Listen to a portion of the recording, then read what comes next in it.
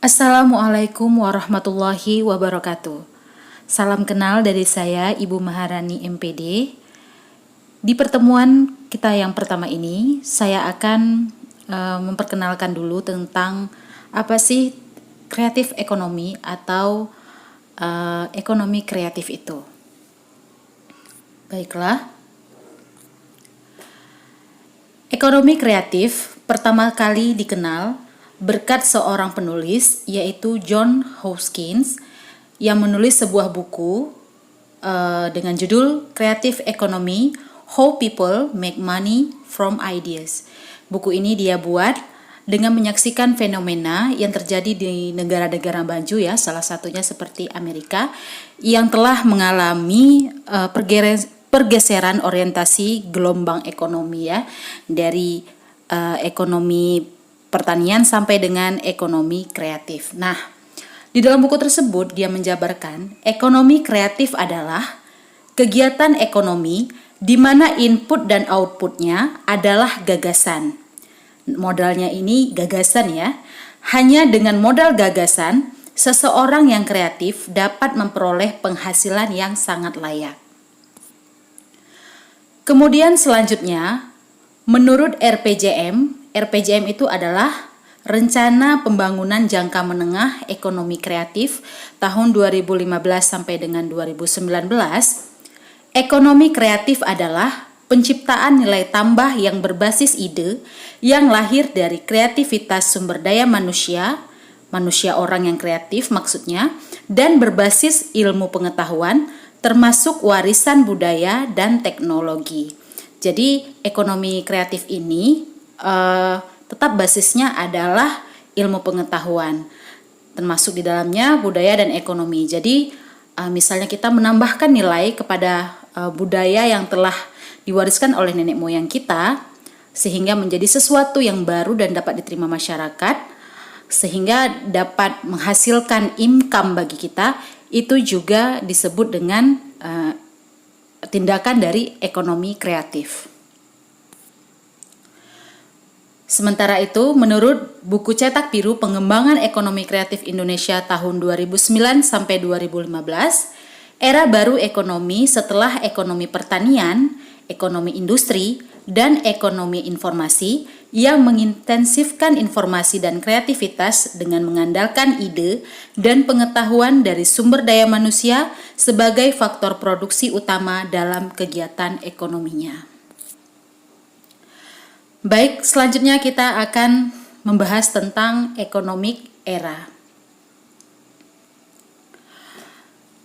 Baik, kita semua menyaksikan ya bahwa bukan hanya di Indonesia, tapi di seluruh dunia terdapat pergeseran atau telah terjadi pergeseran orientasi gelombang ekonomi di dalam sejarah manusia ya. Mulai dari ekonomi pertanian. Kalau dulu ya di zaman-zaman Pak Harto ya, kita itu masih mengandalkan atau menggunakan konsep ekonomi pertanian. Kemudian dimulai dari perubahan ekonomi pertanian menuju ekonomi era industrialisasi. Kemudian setelah itu terbentuklah era informasi. Ini dia, terbentuklah era informasi yang diikuti penemuan-penemuan bidang teknologi informasi seperti adanya misalnya internet, email, Google, Play Store, dan lain sebagainya. Yang ternyata hal ini mendorong manusia menjadi lebih aktif dan juga produktif dalam menemukan teknologi baru yang lainnya ya. Nah, ternyata kondisi ini juga berpengaruh terhadap ekonomi. Apa itu pengaruhnya terhadap perekonomian atau perindustrian? Di mana dengan munculnya kemajuan teknologi informasi ini memunculkan juga daya saing atau kompetensi pasar yang semakin besar, sehingga menuntut perusahaan mencari cara agar bisa menekan biaya produksi,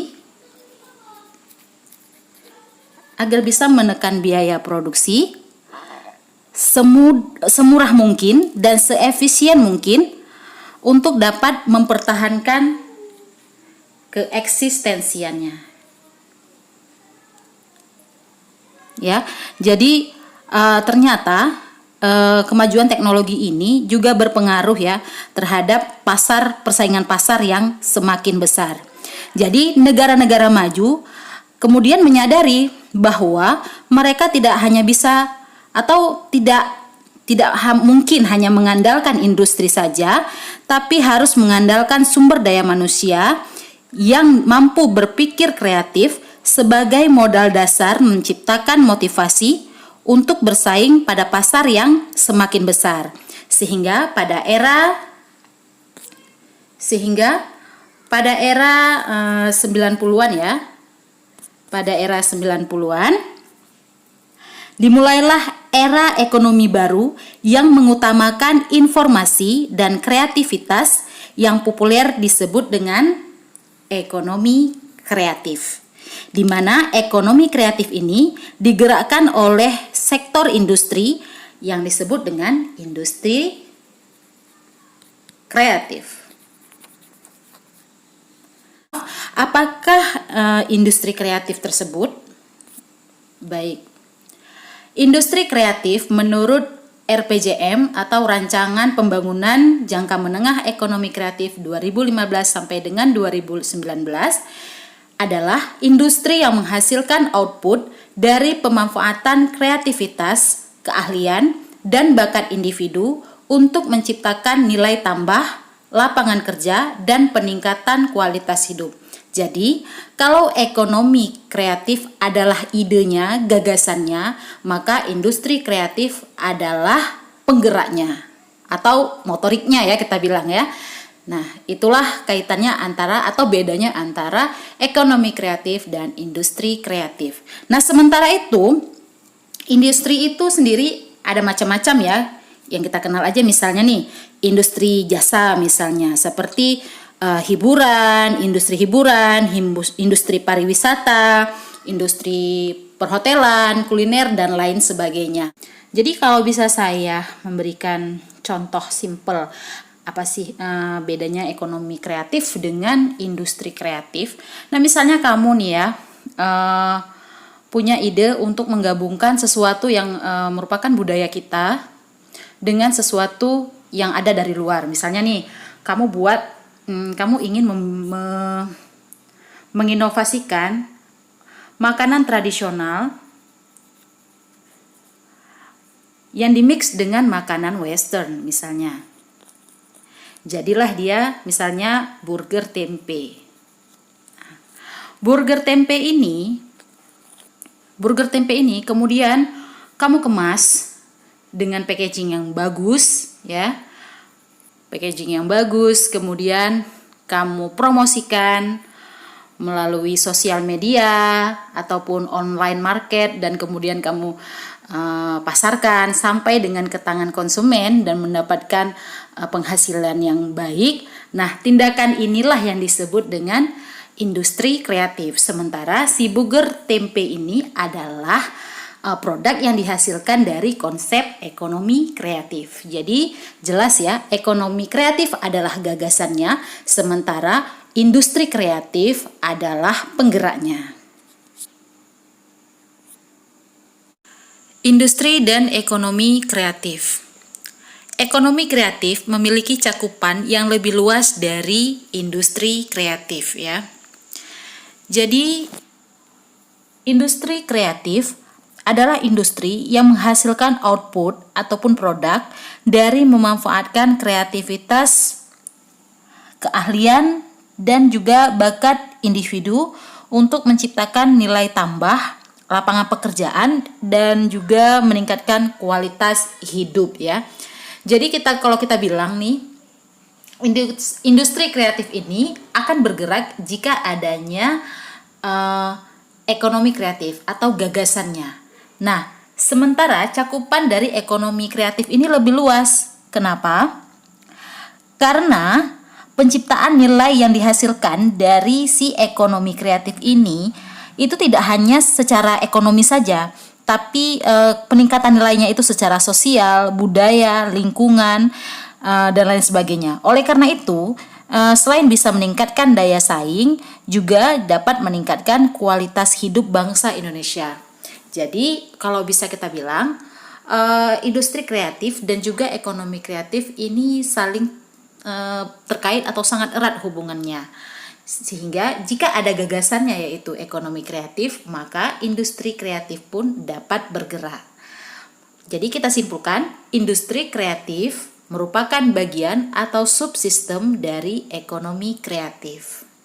Kita mulai dengan subsistem ekonomi kreatif. Subsistem ekonomi kreatif itu ada 3. Yang pertama adalah core creative industry, yang kedua adalah forward linkage creative industry, dan yang ketiga adalah backward linkage creative industry. Nah, yang pertama dulu, apa itu core creative industry? Yaitu industri kreatif yang penciptaan nilai tambah utamanya adalah pemanfaatan kreativitas orang kreatif, ya. Jadi dia memanfaatkan kreativitas orang yang kreatif sebagai nilai tambah dari produk yang dia hasilkan. Kemudian dalam penciptaan nilai tambah produknya tersebut, dia membutuhkan output, ya, output dari industri lain sebagai input dari si core creative industry ini. Nah, output dari industri lain itulah yang disebut dengan forward linkage creative industry. Nah, kemudian ya, output atau produk yang dihasilkan dari core creative industry ini ternyata berguna juga sebagai input bagi industri yang lainnya. Nah, hal ini disebut dengan backward linkage creative industry. Jadi, kalau kita lihat gambar ini ya, si B ini kan backward linkage creative industry, sedangkan si C adalah core creative industry dan si F adalah forward linkage creative industry. Jadi, misalnya ya, secara simpelnya aja saya contohkan seperti burger tempe yang tadi. Ini burger tempe ya, burger tempe. Ketika kamu membuat burger tempe ini kan merupakan produk yang kamu hasilkan dari kreativitas berpikir kamu, ya kan? Nah, ketika kamu membuat burger tempe ini, pasti kamu membutuhkan tempe dan burger yang merupakan hasil dari penciptaan dari industri yang lainnya atau dari kreativitas orang lain. Nah, itulah yang menjadi modal kamu untuk membuat si burger tempe. Dan si modal itulah yang disebut dengan forward linkage creative industry. Nah, si burger tempe ini ternyata bisa menjadi modal awal atau input ya bagi industri yang lain. Misalnya nih industri kuliner misalnya. Dia mau industri kuliner seperti membuka restoran dengan konsep makanan tradisional yang disajikan atau dimix dengan makanan western. Atau juga ini berfungsi untuk packagingnya atau iklannya dan lain sebagainya gitu. Jadi antara core creative industry, forward linkage creative industry, dan backward linkage creative industry itu saling keterkaitan satu sama lainnya. Nah, selanjutnya ekonomi kreatif di Indonesia. Ekonomi atau gagasan ekonomi kreatif ini ternyata disambut baik ya di Indonesia, terbukti dengan dibentuknya Badan Ekonomi Kreatif yang merupakan badan yang pertama kali dibentuk oleh Presiden Joko Widodo. Semula urusan ekonomi kreatif menjadi bagian dari Kementerian Pariwisata, tapi karena ingin lebih fokus dan ingin menindaklanjuti secara serius ya, sehingga Badan Ekonomi Kreatif ini pun dipisah dari Kementerian Pariwisata ya. Dan saat ini Kepala Badan Ekonomi Kreatif dijabat oleh Bapak Triawan Munaf. Nah, Badan Ekonomi Kreatif ini mempunyai tugas membantu Presiden dalam merumuskan, menetapkan, mengkoordinasikan, dan sinkronisasi kebijakan ekonomi kreatif di bidang aplikasi dan game developer, arsitektur, desain interior, desain komunikasi visual, desain produk, fashion, film, animasi dan video, fotografi, kriya, kuliner, musik, penerbitan, periklanan, seni pertunjukan, seni rupa, dan televisi juga radio ya. Jadi banyak sekali sektor-sektor yang dapat menjadi pengembangan daripada pengembangan dari ekonomi kreatif itu sendiri. Selanjutnya, arah pengembangan ekonomi kreatif di Indonesia sesuai rancangan pembangunan jangka menengah 2015 sampai 2019 yaitu memantapkan pengembangan ekonomi kreatif dengan menekankan pencapaian daya saing kompetitif berlandaskan keunggulan sumber daya alam, budaya, dan sumber daya manusia berkualitas dan kreatif dalam memanfaatkan ilmu pengetahuan dan teknologi serta memperkuat kelembagaan untuk menciptakan iklim usaha kondusif bagi pengembangan industri kreatif lokal. Selanjutnya, hambatan ekonomi kreatif di Indonesia ya. Yang pertama adalah kuantitas dan kualitas sumber daya insani yang membutuhkan perbaikan dan pengembangan. Ya, itu benar sekali ya. Sumber daya manusia kita itu masih sangat kurang dan masih sangat membutuhkan perhatian dari pemerintah untuk dapat diperbaiki dan dikembangkan untuk lebih baik lagi ya. Kemudian yang kedua, kurangnya penghargaan atau apresiasi terhadap insan kreatif Indonesia. Ya, benar sekali ya. Memang di negara kita kurang adanya penghargaan atau apresiasi atas hasil-hasil cipta daripada karya anak bangsa, misalnya seperti mobil SMK ya yang sudah ditemukan ya. Padahal kalau dikembangkan atau dimodali saja mungkin produk tersebut akan berkembang dan mungkin bisa menjadi produk yang merupakan ciri khas dari negara Indonesia ya. Kemudian ketiga, masih lemahnya dukungan pembiayaan konvensional ya. Tadi kurangnya penghargaan ya, keterkaitannya ya dengan ya kurangnya pembiayaan ya. Kemudian belum adanya sinergi antara pelaku ekonomi kreatif dengan dunia usaha. Kemudian yang kelima, masih terbatasnya akses masyarakat terhadap informasi dan pasar dalam pengembangan industri.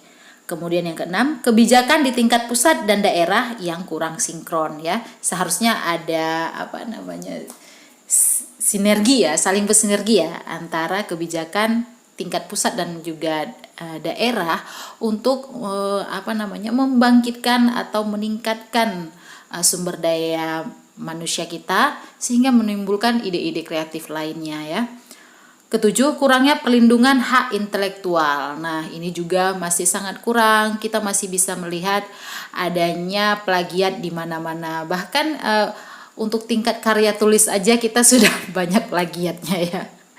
Kemudian yang kedelapan, infrastruktur teknologi informasi yang belum kompetitif ya. Masih kurang kompetitif, artinya belum bisa bersaing ya dengan infrastruktur teknologi yang ada di negara-negara yang lain. Namun selain tadi tantangan atau hambatannya, peluang ekonomi kreatif di Indonesia juga masih tetap ada ya. Yaitu yang pertama, menciptakan lapangan kerja dan mengentaskan kemiskinan. Yang kedua, pangsa pasar hasil industri kreatif baik lokal, nasional maupun global cenderung meningkat. Kemudian ketiga, ekspektasi konsumen terhadap produk industri kreatif semakin tinggi ya. Alhamdulillah sekarang masyarakat kita juga sedikit demi sedikit sudah banyak juga menggunakan produk-produk yang merupakan hasil dari karya cipta anak-anak Indonesia. Jadi sebenarnya untuk terus menghidupkan ide-ide kreatif di tengah-tengah kita, yang kita butuhkan juga adalah dukungan dari masyarakat. Jadi kalau kita mau membeli barang ataupun hasil karya cipta dari bangsa kita sendiri, itu kita sudah membantu pertumbuhan ekonomi dan juga ekonomi kreatif di negara kita. Kemudian ada tantangannya, yaitu globalisasi dan perdagangan bebas yang menuntut daya saing tinggi. Kemudian kemajuan teknologi yang semakin cepat. Kemudian semakin tingginya persaingan produk luar dan jumlah pesaing. Kurang diminatinya produk dalam negeri oleh sebagian besar masyarakat. Dan kualitas produk pesaing yang lebih tinggi karena sudah menggunakan perangkat teknologi ya. Jadi ini tantangan atau PR-PR yang harus kita jawab atau negara kita jawab atau kita semuanya jawab. Terakhir saya akan menutup perkuliahan ini dengan quotes dari sosok yang sangat inspiratif ya bagi saya, yaitu Bapak Anies Baswedan yang mengatakan bahwa kekayaan terbesar sebuah bangsa adalah manusianya, bukan sumber daya alamnya. Benar sekali ya, sumber daya manusia yang rendah tidak akan mampu mengolah sumber daya alam walaupun itu sangat banyak dan sangat kaya. Baik, sampai jumpa di pertemuan selanjutnya dengan materi-materi tentang ekonomi kreatif. Assalamualaikum warahmatullahi wabarakatuh.